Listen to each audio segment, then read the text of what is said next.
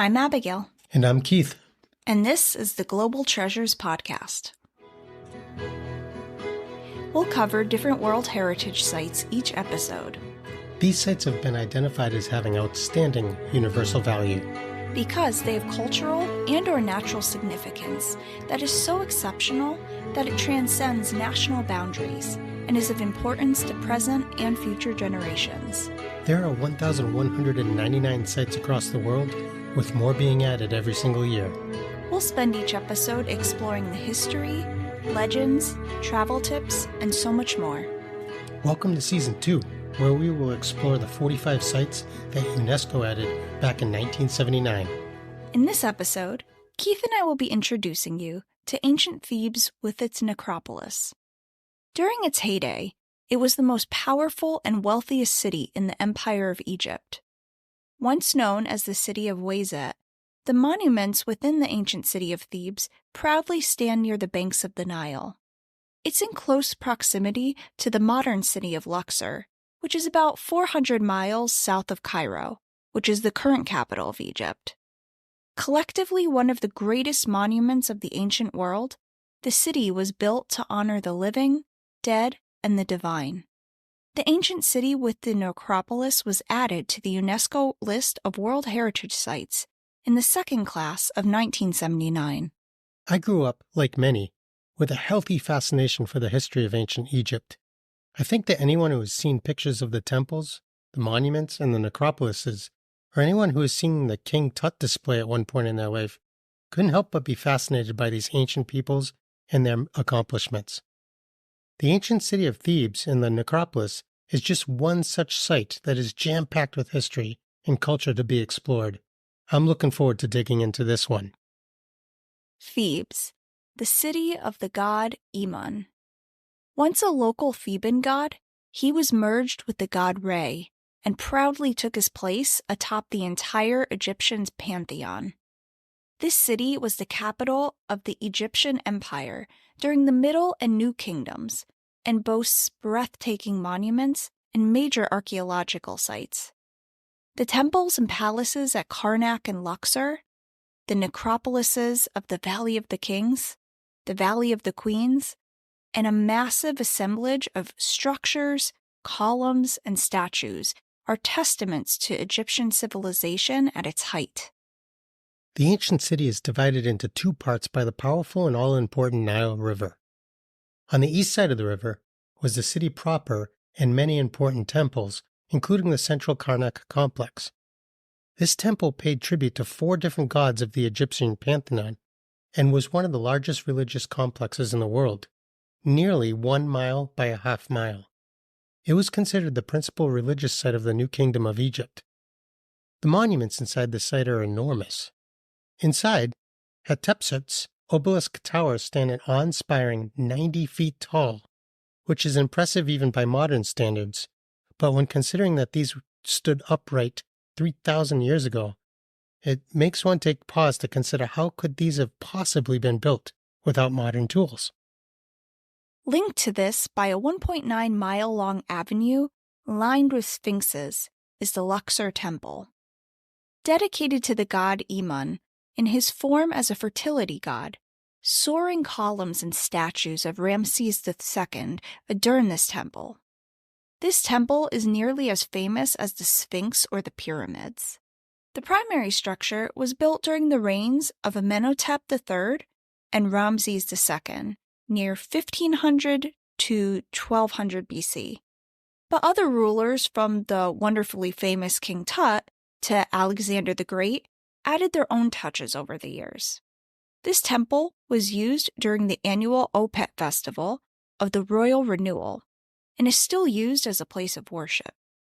The Abu Hahegag Mosque was added in the 11th century, and prayer is still heard there today. The west side of the river is dedicated to the dead. Dating over 3,000 years ago, extensive necropolises commemorate the lives of the royal and the highborn and prepare them for the afterlife. The site is divided in 2 different valleys, the Valley of the Kings and the Valley of the Queens. These sites were used to bury royalty during the New Kingdom era. We will get a little into the 3 kingdoms later. rulers were put in elaborate underground structures containing chambers and passages. These rooms were decorated with paintings and filled with treasure.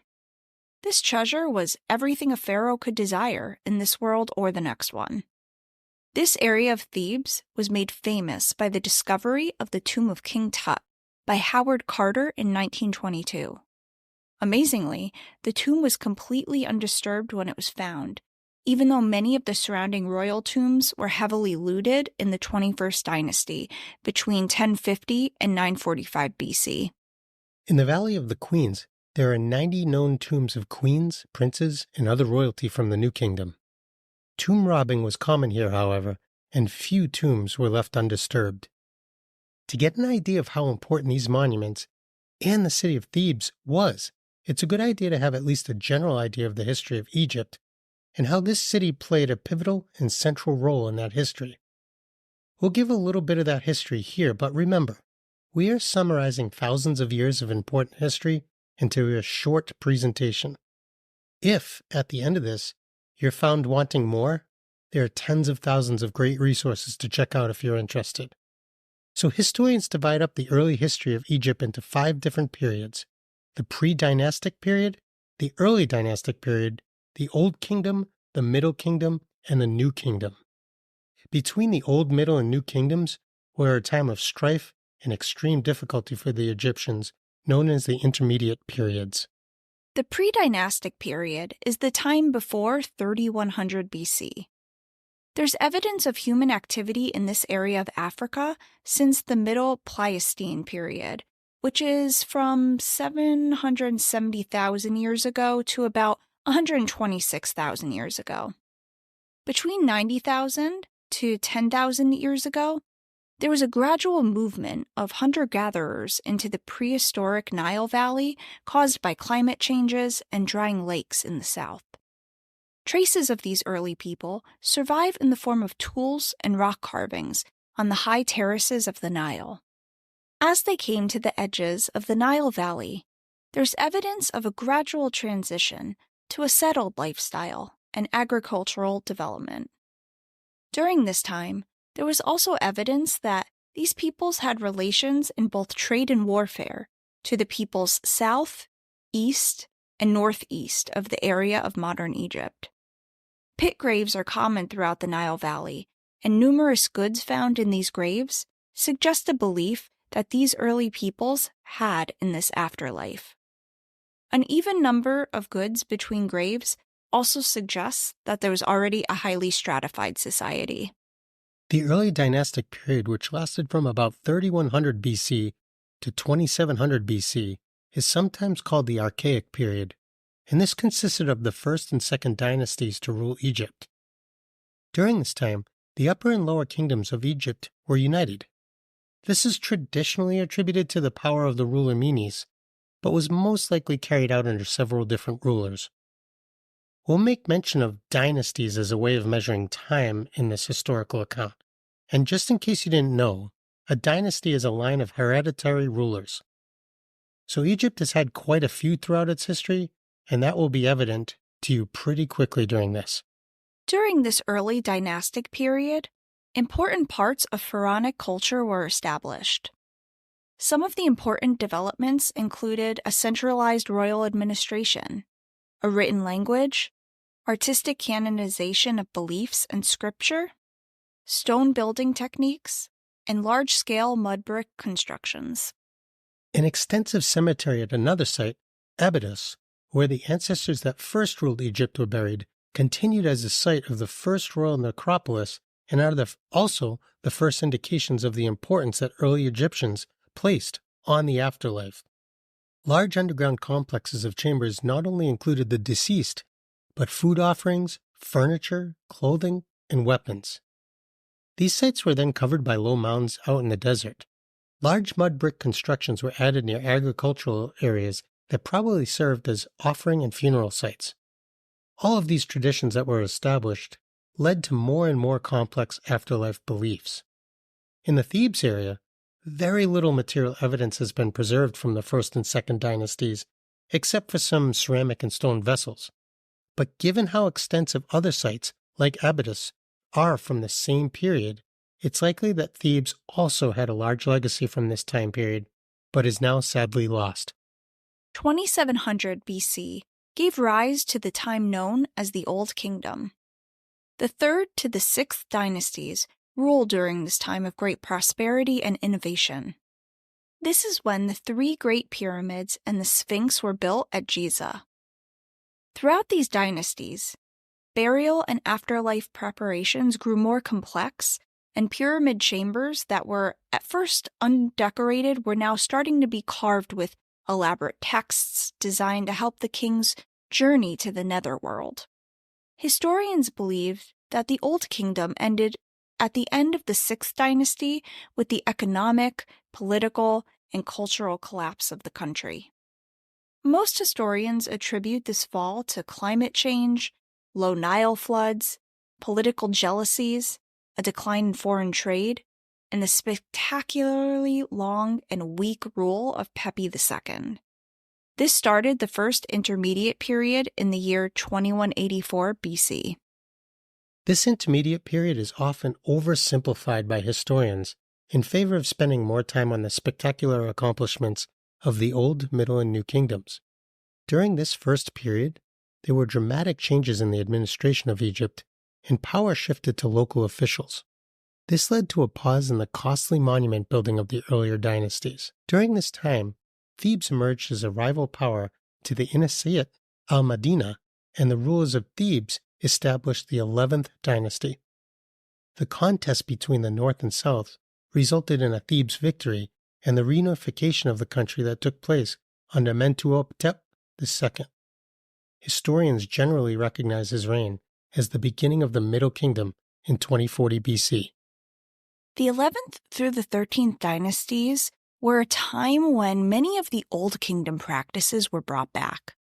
Thebes was made the capital city of Egypt during this time, and the kings of the 11th dynasty were buried there in Saf tombs, which means row in Arabic. The burials were in the northern end of the Theban necropolis. The most impressive of this time is the temple tomb of Deir at Bari, built by Mentuhotep II. The Middle Kingdom saw the return of tremendous power back to the kings, expanded architecture, tighter military and economic control, increased foreign trade, and considerable investment into art and architecture. Temples were established and enlarged, most notably that of Amun at Karnak. The White Chapel, the shrine of Sunseret I at Karnak, is one outstanding example of the workmanship from the period. The 12th dynasty began with Mentuhotep IV's former vizier, Amenemhet, and thank you for your forgiveness with these names, who for unknown reasons moved the capital from Thebes to a new, and actually we don't know where yet, location south of Memphis. During this time, rulers' burials once again took the form of pyramids. This Middle Kingdom came to a crashing end during the 13th dynasty when, once again, Egypt's central government became fragmented and localized. The new capital was abandoned, and parts of Lower Egypt, including Thebes, fell under the control of the Hyksos. This started the second intermediate period in 1782 BC. During this time, large numbers of foreigners were moving into southern Egypt and settling there, and few monuments date from this period. So, Keith just mentioned the Hyksos, and these were nomadic peoples who were seeking grazing land for sheep and goats, or to seek work as laborers and servants. And they were quick to adopt Egyptian customs and regularly fused in their own cultural traditions. By the 15th dynasty, see, I told you there was a lot of dynasties, the Hyksos established their own city in the eastern delta, and as the numbers increased, they moved further and further into the country, eventually controlling Memphis and other cities in the north.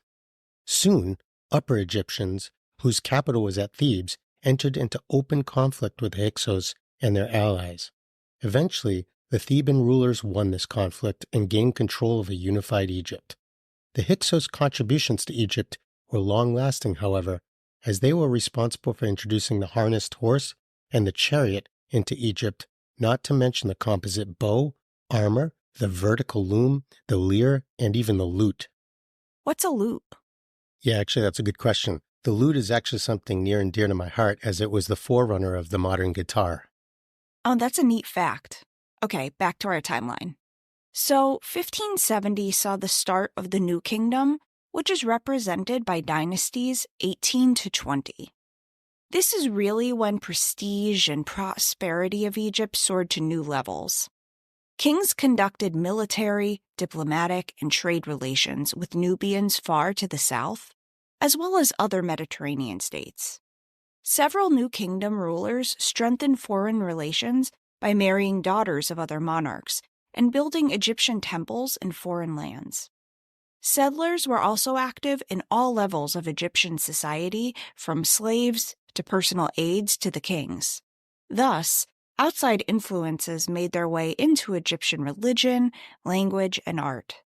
This prosperity provided the means to improve, enlarge, and build new state temples and cities. The site of Thebes became powerful as the principal cult center of the god Amun-Ra, and thus received a lot of incoming wealth from the empire. The stone temple building increased in scale, and kings also built a series of memorial temples for themselves along the edge of the cultivation of the West Bank. Actually, you mentioned that Egypt built temples in other lands. I remember actually, surprisingly, running into one in Spain that was from the 1st century BC, so that was kind of cool. Anyway, the traditional religious institutions survived a threat during the later half of the 18th dynasty, when Amenhotep IV rejected Egypt's former polytheistic religion and replaced it with his own monotheistic religion focused on the god Aten. Amenhotep destroyed images of Amun throughout the country, and he moved the religious and political capital of Egypt to a new city, which he called Akhtaten. His successor, Tutankhamen, rejected these new ideas, however, and restored the old ones by starting a new temple building program. This program continued under his successors and left wonderful monuments.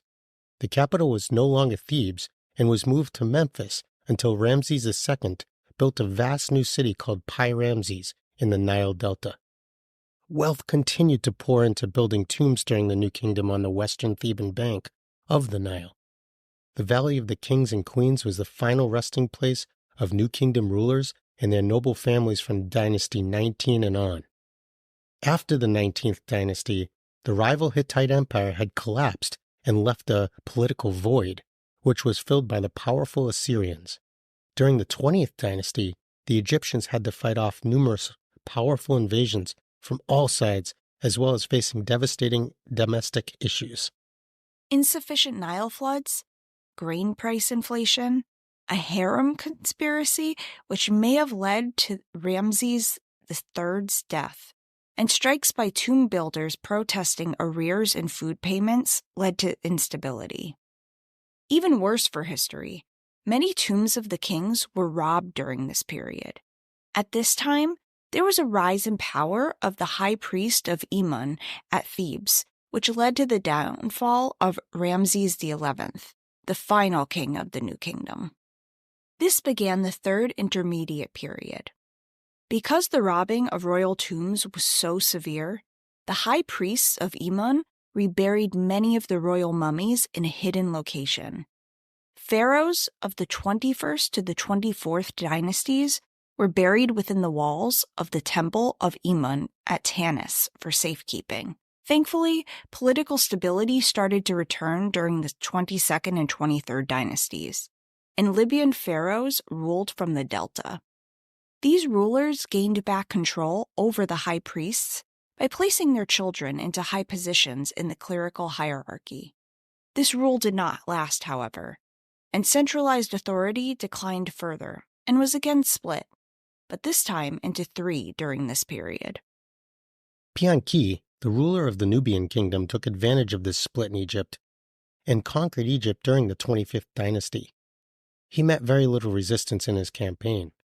After this victory, he went back to his capital, but he left his sister Amendris as the god's wife of Imen at Thebes. This was a position that allowed her to control Egypt in the absence of her brother. This also allowed Nubian pharaohs to maintain control over all of Egypt during this time. They carried out numerous important building projects throughout both Egypt and in Nubia, while adopting the customs, beliefs, religion, and politics of their own culture to these projects, and this influence continued long after the dynasty ended. They also made Amun the state god of Nubia, were buried under pyramids, and even adapted the hieroglyphic script. The Assyrians continued to fight the Nubians for control of Egypt, and eventually the Assyrians were successful. Soon after, an Egyptian, Psamtik I, took control of Egypt and began the 26th dynasty. See, I told you, there's a lot of them. He had his daughter Nitocris, adopted by the Kushite god's wife of Amun, at Thebes, and this assured that she would end up the next god's wife of Amun. This position gave her significant power over the region, as well as large lands throughout the entirety of Egypt. Psamtik I also allied himself with Mentuametet, the powerful mayor of Thebes, who owned the largest and most complex private tomb in Thebes, and this effectively gave him control of the whole of Egypt. During this time, there was, again, a large migration of foreigners into Egypt. A new simplified writing form called demotic was introduced and was used for written documents. However, this new writing was not used for monuments, architecture, and art. These continued to use the old hieroglyphic language. This had the excellent effect of the copying of many works from the Old Kingdom, which most are the only surviving copies today, and how we know so much about the Old Kingdom. Alexander the Great conquered Egypt in 332. The Egyptians willfully accepted him as pharaoh because he adopted Egyptian kingship and religion. He laid the foundations of a new city called Alexandria on the coast, which became the new capital of Egypt and is still an important city today. Upon his death, the control of Egypt fell to one of his generals, which began a line of monarchs who ruled Egypt for the next 275 years. So it's interesting because currently Arabic is the official language. But at this time in history, Greek became the official language of the government. That being said, Demotic was still used by the majority of Egyptians. Egyptian and Greek religion was mixed, and several cults were started. Many of these cults built traditional temples all over Egypt. Romans came to rule Egypt, and the Roman emperors continued this tradition, and this led to further mixing of artwork, religion, and architecture. Thebes developed further throughout Roman rule and accelerated by the development of Christianity and the conquest of the Arabs that began the Islamic period in AD 641. Several churches and monasteries were set up in the ruins of the temples at Karnak and Luxor. On the West Bank, the Coptic village of Jem was established. Monasteries were built at the site of Hathor Temple of Deir al-Medina and on the ruins of Hatshepsut's temple at Dar al-Bari. Many of the tombs are used as monks' dwellings and chapels, including several of the Dynasty 19 and 20 tombs. You can see that the history of this site is remarkable in its length, and some of those small passages we just shared with you actually covered 1,000 years or more. This is the kind of human history that people get awestruck about, and I'm sure many people have Egypt, and specifically the UNESCO site of Thebes with its necropolises, on their bucket travel lists. I simply can't wait to go see this stuff. So Abigail, I know you must have tons of tips and tricks to go to Thebes and see the countless wonders that it possesses. So how do we get there? Any tips and tricks? Sure do. So, if you're visiting from a country outside of Egypt, you can fly to Luxor International Airport. You can also fly into Cairo and take a train or bus from Cairo to Luxor. It looks like there are a couple that go back and forth daily. In terms of buying tickets to the site itself, you can find lots of guided tours in English through vetted sites, and I even saw discounted tours through membership sites like AAA. The nice thing about these tours is they often include pickup and allow you to book everything in one place. If you buy a ticket yourself at the site, I believe it allows you to access 3 of the tombs, because some of them aren't actually open to the public. And then you have to pay separately for some of the sites. My understanding is that it would take a few days to see everything, so try to prioritize your must-dos. Part of the reason is because you'll need transportation to get to some of these tombs because this site is really large and spread out. Something else I thought was really fun is there are a lot of hot air balloon ride tours. That seems to be a big thing. I'm sure you get stunning photos from up there, and just a fair warning, that may seem like common sense, but if you have a fear of heights, you probably don't want to partake in this. Also, speaking of photos, know that you won't be allowed to take photos in certain areas inside the tombs because flash photos can have a detrimental effect on the paintings inside the tombs themselves. In terms of lodging, hotels in Luxor and even Cairo are pretty inexpensive, and there appears to be a wide variety of well-known hotel chains to B&Bs that won't break the bank. In terms of the best time of year to visit, I'd suggest using the weather as your guide. During the summer, it can get up to over 100 degrees Fahrenheit, which is about 38 degrees Celsius. The weather is much less oppressive between November to February. Of course, this goes without saying, please make sure you're drinking lots of water if you go during the summer to prevent dehydration. All right, that's great stuff. But let's get into the thing that, besides the history, I'm truly excited about when we do eventually get to go to Egypt. What did you find out about the food? Oh, the food sounds really good. So some standout dishes include falafel with tahini and pita. And for those who have never had the true pleasure of having good falafel, it's deep-fried fava bean balls with lots of spices. There's also baba ganoush, which is an eggplant dip, usually again served with pita. And if you like sweets, kunafa will be up your alley. And this is a cheese pastry dessert made with phyllo dough, usually soaked in a sweet syrup, and it has some sort of nut like pistachio or walnuts. I almost liken it to baklava. And there are over 100 restaurants in the Luxor area per my research, so you won't go hungry. All right, well, all of that sounds amazing. And I'm sure with a culinary history such as Egypt's, you're probably just scratching the surface. I simply cannot wait to go experience all of it. So transitioning again, I'm sure that there are thousands of paranormal stories that surround the construction of the monuments in Egypt. I happen to remember when I was a kid that there was a theory that all the pyramids and magnificent temples probably couldn't have been built with the tools back then. So, of course, it must have been aliens. So, what'd you find out? Yes, my friend, it is always aliens. So there are two main conspiracy theories of note for this site that I was excited to talk about. The first is centered around King Tut's death, which is very controversial, and extraterrestrial life or aliens. So, many of you know the story of King Tut. We learn about it in school. He died at age 19, very young.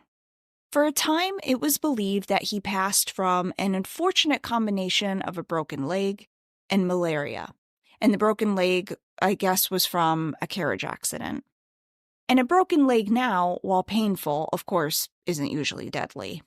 However, back then, without the ability to safely amputate, obviously they didn't have casts or antibiotics, would cause sepsis quite quickly. So, over the years, scans have been done on his body, which ruled that it was likely not poisoning that killed him, so that takes murder potentially out of the mix.